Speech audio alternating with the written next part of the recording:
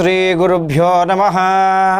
ఓం మాతృదేవో భవ పితృదేవో భవ మహాగణాధిపతయే నమః. శ్రీ సరస్వత్యై నమః. శ్రీ నవనాథ సిద్ధేశ్వర స్వామినే నమః. సత్య డిజిటల్ ప్రేక్షకులకు శుభాభివందనాలు. స్వస్తి శ్రీ ధ్రువకీ నామ సంవత్సరము పుష్యమాసం బహుళపక్షమి. తేదీ 21వ తేదీ 1వ నెల 2017వ సంవత్సరము. ఈరోజు శనివారం. బహుళ నవమి రాత్రి 7:26 వరకు నవమి ఉంటుంది. స్వాతి నక్షత్రం ఉదయం 8:04 వరకు స్వాతి నక్షత్రం ఉంటుంది. ఈరోజు రాహుకాలము ఉదయం 9:40 ప్రారంభమై 11:04 వరకు రాహుకాలం ఉంటుంది. మళ్ళీ మధ్యాహ్నం 2:22 ప్రారంభమై సాయంకాలం 4:10 వరకు రాహుకాలం ఉంటుంది. అయితే ఈరోజు దుర్ముహూర్తం ఉదయం 6:53 ప్రారంభమై 8:22 వరకు దుర్ముహూర్తం ఉంటుంది. మరి ఈరోజు అమృత గడియ రాత్రి 1:09 ప్రారంభమై 2:57 వరకు అమృత గడియ సమయం ఉంటుంది. చాలా శుభ సూచకం, నూహ్యమైనటువంటిది. ఈరోజు దుర్ముఖీ నామ సంవత్సరంలో పుష్యమాసంలో ఈరోజు శనివారం, స్వాతి నక్షత్రం చాలా కూడుకుని వచ్చినటువంటిది.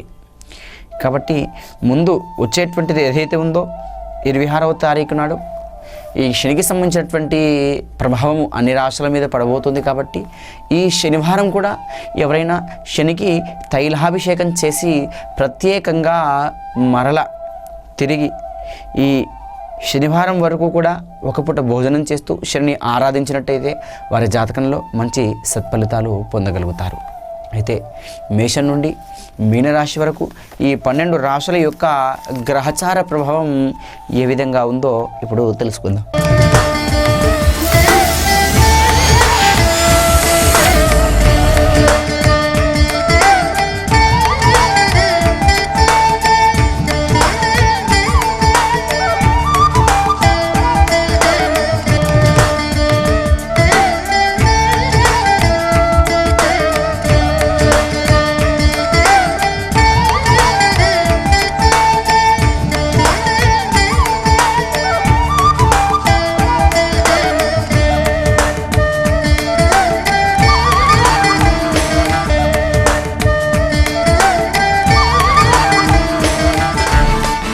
మొట్టమొదట మేషరాశి. మేషరాశి వారి జాతక ప్రభావం చూసినట్టయితే ఆరోగ్య పరిస్థితి బాగా ఉంటుంది. రుణముల నుండి పూర్తిగా విముక్తి పొందగలుగుతారు. కుటుంబంలో శుభకార్య సూచన కోసమై మంచి ఆలోచన చేస్తారు. కోర్టు కేసుల నుండి కానీ వ్యతిరేకమైనటువంటి తీర్పులు మీలో వచ్చేటువంటి అవకాశాలు ఉంటాయి. వృత్తి వ్యాపారంలో, ఉద్యోగంలో కాస్తంత మార్పు చేర్పులు మీకు ఈరోజు కనబడతాయి. మేషరాశి గురించి తెలుసుకున్నాం. తర్వాత రాశి వృషభ రాశి. వృషభ రాశి వారి జాతక ప్రభావం చూసినట్టయితే వీరికి ప్రారంభించినటువంటి పనులు మధ్యలో ఆగిపోతుంటాయి. ఇరుగు పొరుగు వారి యొక్క సహాయ సహకారాలు పూర్తిగా లభిస్తాయి. చేతికి సంబంధించినటువంటి వృత్తుల వారికి సరి అయినటువంటి సమయం అనుకూలంగా ఉంటుంది. శత్రువుల వలన పూర్తి భయం తొలగి అనారోగ్యం పాలయ్యేటువంటి సూచన వృషభ రాశి వారికి ఈరోజు ఉంది. తర్వాత రాశి మిథున రాశి. మిథున రాశి వారి జాతక ప్రభావం చూసినట్లయితే మీరు స్నేహితులలో మోసపోయేటువంటి అవకాశం ఎక్కువగా ఉంటుంది. దానితో పాటుగా స్థిరాస్తి నుండి కానీ మీ చిరాస్తి నుండి కానీ ఆదాయము మెరుగుపడే అవకాశం ఉంటుంది. కుటుంబ సభ్యుల మధ్య ఘర్షణలు, స్నేహితుల మధ్య కాస్తంత ఇబ్బందులు, ఇక్కట్లు ఏర్పడతాయి. ఆర్థిక సమస్య పరిష్కారానికై మీరు కొత్త మార్గము ఎంచుకునే అవకాశం ఈరోజు మీలో ఉంది. మిథున రాశి గురించి తెలుసుకున్నాం. తర్వాత రాశి కర్కాటక రాశి. కర్కాటక రాశి వారి జాతక ప్రభావం చూస్తే కుటుంబంలో ఉన్నటువంటి సమస్యల వల్ల కానీ, ప్రయాణాల వల్ల కానీ అనవసరమైనటువంటి ఖర్చులు ఏర్పడడం, ధనం రుణం చేయవలసి వస్తుంది. ఆచార వ్యవహారాలలో కాస్తంత మార్పు జరుగుతుంది. ఆహారపు అలవాట్లు కూడా ఎక్కువగా దూరంగా ఉండడానికి అవకాశాలు వస్తాయి. రాజకీయ నాయకులు తమ వాగ్ధోటితో ప్రతిపక్షాలను ఎదుర్కొనేటువంటి అవకాశం ఈ కర్కాటక రాశి వారికి చూపిస్తుంది. తర్వాత రాశి సింహరాశి. సింహరాశి వారి జాతక ప్రభావం చూస్తే సంఘంలో ప్రత్యేకంగా మీ మాటకు గౌరవం పెరుగుతుంది. గౌరవంగా కనిపించాలనే ప్రయత్నంలో మీరు కొన్ని ఆశ్రమాలు కానీ దైవానికి సంబంధించినటువంటి పనులు కానీ చేస్తారు. ఎంత తెలుసుకున్నా తక్కువే అన్న విషయం మీ మనసులో మరి కాస్తంత ఇమిడింపజేస్తుంది. బ్యాంకు రంగానికి సంబంధించినటువంటి వారికి కానీ వ్యవసాయ రంగానికి సంబంధించినటువంటి వారికి కానీ పలు మార్పుల వల్ల మంచి జరిగే అవకాశం చాలా మట్టుకుంది. అయితే అన్నదమ్ములతో కూడా సత్సంబంధాలు ఉంటాయి. గతంలో ఒప్పందాలు రద్దు చేసుకున్నటువంటి సమస్య ఏదైతే ఉందో అది మీ ముందుకు రాబోతుంది. తర్వాత రాశి కన్యారాశి. కన్యారాశి వారి జాతక ప్రభావం చూస్తే అనారోగ్య సమస్య నుండి పూర్తిగా విముక్తి కలుగుతారు. భార్యాభర్తల మధ్య సత్సంబంధాలు ఏర్పడి మీరు కుటుంబంలో శాంతిని నెలకొల్పేటువంటి అవకాశం ఎక్కువగా ఉంటుంది. స్త్రీలో శత్రుత్వం ఏర్పడే అవకాశం ఎక్కువగా ఉంటుంది. బంధుమిత్రులతో సహాయ సహకారాలు కలుగుతాయి. మంచికి వెళితే చెడు ఎదురైందన్నట్టుగా కొన్ని సందర్భాల్లో మీకు చెడు ఎదురయ్యేటువంటి అవకాశం ఈరోజు సూచిస్తుంది. కన్యారాశి గురించి తెలుసుకున్నాం. తర్వాత రాశి తులారాశి. తులారాశి వారి జాతక ప్రభావం చూస్తే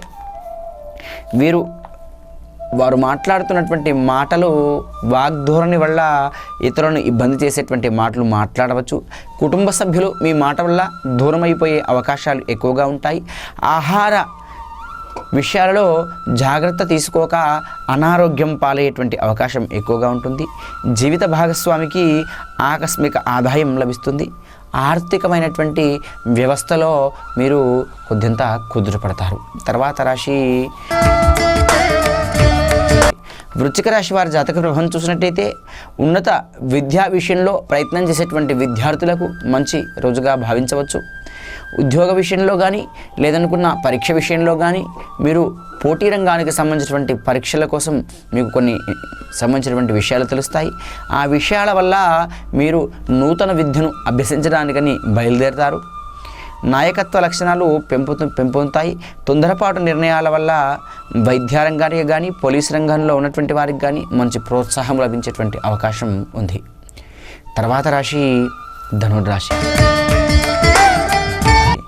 ధనుర్రాశి వారి జాతక ప్రభావం చూస్తే అప్పులు మిగిలే అవకాశం ఎక్కువగా ఉంటుంది.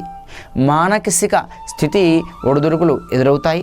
ఉన్నత విద్యా అవకాశాల కోసమై మీరు దేశ విదేశాలు తిరగాలని ఆలోచన మీ మనసులో ఇమిడింపజేస్తుంది. దైవభక్తి తగ్గుట వలన అనుకోకుండా కొన్ని ఇబ్బందులు కలిగే అవకాశాలు ఎక్కువ వస్తాయి. కుటుంబానికి దూరంగా ఉన్న ఆశ్రమాలలో జీవించాలనేటువంటి కోరిక నీలో ఎక్కువ అవుతుంది. తర్వాత రాశి మకర రాశి. మకర రాశి వారి జాతక ప్రభావం చూస్తే ప్రభుత్వ ఉద్యోగులకు మంచి ఆదాయము గుర్తింపు వస్తుంది. విద్యా అవకాశాలు నూతన విద్యా అవకాశాలు పూర్తిగా వస్తాయి. దూర ప్రాంతాల్లో ఉన్నటువంటి వారికి సరైనటువంటి అవకాశాలు కలుగుతాయి. అన్నదమ్ముల మధ్య ఆర్థిక సహాయ సహకారాలు పెంపొందుతాయి. గతంలో పరిష్కరించుకునేటువంటి సమస్యలు మీ ముందుకు వచ్చి పరిష్కరించుకోవడానికి ఒక ఆలోచన ఏర్పడుతుంది. మకర రాశి గురించి తెలుసుకున్నాం. తర్వాత రాశి కుంభరాశి. కుంభరాశి వారి జాతక ప్రభావం చూస్తే మీరు దీర్ఘకాలికమైనటువంటి వ్యాధితో బాధపడుతున్నటువంటి వారికి బాధ నుండి నివృత్తి అయ్యే అవకాశం ఈరోజు ఉంది. మనసులో ఉన్నటువంటి కోరికలన్నీ కూడా నెరవేరుతాయి. వివాహ ప్రయత్నాలు ఫలిస్తాయి. దూరంలో ఉన్నటువంటి మిత్రులు మీకు సహాయ సహకారాలు అందించి మీ యొక్క పనులను ముందుకు జరపడానికని ప్రయత్నిస్తారు. కుంభరాశి గురించి తెలుసుకున్నాం. తర్వాత రాశి మీనరాశి. మీనరాశి వారికి స్త్రీ భార్యాభర్తల మధ్య కానీ లేదా ఇంట్లో ఉన్నటువంటి స్త్రీ సంబంధితమైనటువంటి వ్యక్తుల ద్వారా కానీ ఎడబాటు ఏర్పడే అవకాశం ఎక్కువగా ఉంటుంది. మీ లోపల ఆరోగ్య సమస్యంగా ఉన్నటువంటి ఏదైతే రోగం ఉందో ఆ గుప్త రోగము బయటకు వచ్చేటువంటి సూచన ఉంది. వృత్తి వ్యాపారంలో కానీ సొంత వ్యవహారంలో కానీ ఇతరుల జోక్యం వల్ల మీ మనస్పర్ధ ఏర్పడి వారితో గొడవ పెట్టుకోవడానికి మీరు వెనకాడరు. ఈ వెనకాడని పక్షంలో మీ మానసిక శాంతి అనేటువంటిది ఉండకుండా పోతుంది. మేషం నుండి పడితే మీనరాశి వరకు ఈ 12 రాశుల యొక్క గ్రహచార ఫలం మనం తెలుసుకున్నాం. మరి ఈరోజుటి భక్తి విశేషంలో ఈరోజుటి విశేషం తెలుసుకుందాం. మనిషి యొక్క జీవితకాల గమనంలో చేస్తున్నటువంటి తప్పులు ఒప్పులు ఎన్నో ఉంటుంటాయి. అయితే నిన్నటి వరకు కూడా తల్లి తండ్రి యొక్క బాధ్యత నడవడి గురించి మనం తెలుసుకున్నాం. అయితే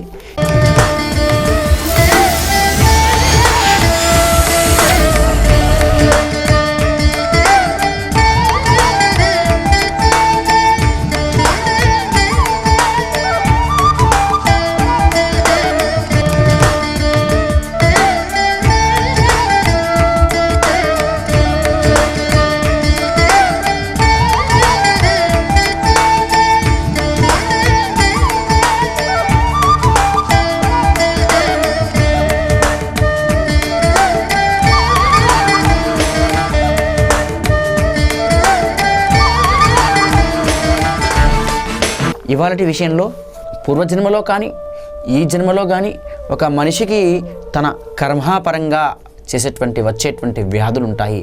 అంటే ఒక ఎదుటి వ్యక్తితో మాట్లాడుతున్నప్పుడు తన గుణము, స్వభావము, తన యొక్క గౌరవము, ప్రఖ్యాతి ముందుగా తెలుసుకోవాలి. ఇతరులను నిందించేటువంటి అవకాశం మహాపండితుడైనా లేదు, సత్పురుషుడైనా కానీ ఆయనకు ఇతరులను నిందించేటువంటి అవకాశము ఉండకూడదు. ఆ అవకాశం ఉండదు. అవకాశం కల్పించుకునేలా పలువురు దగ్గర కూడా మాట్లాడుకోకూడదు. ఇతరులను కించపరిచి మాట్లాడినా కానీ, లేదనుకున్నా ఇతరులని వారి మీద ద్వేషం పెట్టుకుని వారికి 1-2 అబద్ధాలు చెప్పి పుట్టించడం వల్ల కానీ వారి యొక్క స్వజ నాశనం కోల్పోతారు. స్వజన నాశనం కోల్పోయి వారు కూడా చెడ్డవారనేటువంటి భావం సంఘంలో వస్తుంది అంతటి. కాబట్టి ఎవరి గురించి కూడా నింద చేయాల్సినటువంటి అవకాశము ఎవరిలో కూడా ఉండవద్దు. అది ప్రత్యేకమైనటువంటి లక్షణం. నింద చేయకుండా ఉన్నటువంటి వారికి తప్పకుండా కూడా ధనధాన్య ప్రాప్తి కలుగుతుందని శాస్త్రం చెబుతుంది. కర్మానుసారంగా కూడా కొన్ని వ్యాధులు కలిగే అవకాశాలున్నాయి. ఆ కర్మానుసారంగా జరిగేటువంటి వ్యాధులు కలిగేటువంటి దాని లోపల ఏ వ్యాధులను కలగజేస్తాయో మనం తెలుసుకుందాం. ఇవి వ్యాధులు వచ్చినటువంటి వారు ఇవి పాటించి ఇవి చేయకుండా ఉంటే సరిపోతుంది. మీకు ఈ వ్యాధి నుండి మీరు దూరమైనట్టే. అనేక భూములను తన భూమి కాకుండా ఇతరుల భూమిని అపహరించి ఎవరైతే వేసుకొని దాని ద్వారా వారు ఫలితాన్ని అనుభవిస్తారో అటువంటి వారికి దైవ ప్రభావం వల్ల మహాదరిద్రము ఏర్పడుతుంది. దీర్ఘకాలికమైనటువంటి వ్యాధితో బాధపడే అవకాశం ఉంటుంది. ఇల్లు భూమి ఉండకుండా చివరికి వెళ్ళిపోయే అవకాశం వస్తుంది. తర్వాత బ్రాహ్మణుని నింద వలన, అంటే దేవుణ్ణి నిందించినా కానీ బ్రాహ్మణుడిని నిందించినా కానీ వారికి క్షయాది వ్యాధులు కలుగును. క్షయాది వ్యాధి అంటే అమ్మవారు పోయడం, లేదనుకున్న కుష్ఠవ్యాధిలా చిన్న చిన్న మచ్చలు కావడం, ఎవరూ కూడా దగ్గరికి రాలేకుండా చీము నెత్తులతో ఉండడం. దీనిని దేవబ్రాహ్మణ నింద అని అంటారు. తర్వాత వేద పురాణాది నింద. వేద పురాణ నింద అంటే వేదాన్ని కానీ పురాణాలను కానీ నిందించడం అన్నట్టు. వేదాలను కానీ పురాణాలను కానీ నిందిస్తే దానివల్ల నిస్సోచకంగా స్త్రీ సంతానం వలన ఇబ్బంది పడి వారు ఇల్లు వదిలి వెళ్ళిపోవాల్సినటువంటి అవకాశాలు వారిలో కలుగుతాయి. తర్వాత శిశుహత్య ఎవరైతే చేస్తారో, పక్షపాతాన కూడా ఎవరైతే ప్రవర్తిస్తారో అటువంటి వారికి భార్య జీవించి ఉండకపోవచ్చు. తర్వాత జీవించినా కూడా తన మాట వినకుండా పోవచ్చు. కాబట్టి ఈ జాగ్రత్తను పాటించండి. అన్నదమ్ములను వధించుట కానీ, వేధించుట కానీ, పీడించుట కానీ మొదలుగున్నటువంటివి చేస్తే వారు ఎప్పుడు కూడా శరీరంలో ఒక వ్యాధి పీడతో పట్టుకొని ఉంటారు. ఆ వ్యాధి వల్ల అనేక ఇబ్బందులకు గురి కావాల్సిన అవకాశం మీలో ఉంటుంది. తర్వాత మృదంగము కానీ, సన్నాయి కానీ, డోలు కానీ ఈ పదార్థాలను అంటే సంగీతానికి సంబంధించినటువంటి వాద్యాలను ఎవరైతే దొంగలించినటువంటి వారికి చేతి లోపల గజ్జి, తామర, కురుపుతో పాటుగా మిగతా వ్యాధులు ప్రబలేటువంటి అవకాశాలు కలుగుతాయి. అయితే ఎవరైతే మిత్రదోహము చేస్తూ శిశువు యొక్క హత్యలకు పాల్పడతారో అటువంటి వారికి సంతానం కలగకుండా క్షోభ కలుగుతుంది. సంతానము కలిగినా కానీ దుర్మరణం పాలయ్యే అవకాశం ఉంటుంది. ఇంకోటి సోదరుల యొక్క సంపర్కం వలన, అంటే ఏవైతే సోదరుల యొక్క సోదరులనేటువంటి వారిపైన వ్యక్తిగత శారీరక సంబంధం పెట్టుకుంటే అటువంటి వారికి అనేక వ్యాధులు ప్రబలే అవకాశం వస్తుంది. అంగవైకల్యం కూడా లభించే అవకాశం వస్తుంది. తర్వాత పశుహత్య, మిత్రద్రోహం వలన శిశుహత్య చేసినా కానీ పశుహత్య చేసినా కానీ అటువంటి వారికి సంతానం అసలు నిలవదట. 18 ఏళ్ళ కొడుకైనా 20 ఏళ్ళ కొడుకైనా కానీ చనిపోయేటువంటి అవకాశం వస్తుందని శాస్త్రం చెబుతుంది. శరీరమున అనేక రోగములు బాధపడి ఇబ్బంది పడే అవకాశం వస్తుంది. అయితే రేపటి కార్యక్రమంలో మరిన్ని మంచి విషయాలు తెలుసుకుందాం. అంతవరకు ప్రేక్షకులకు శుభాభివందనాలు.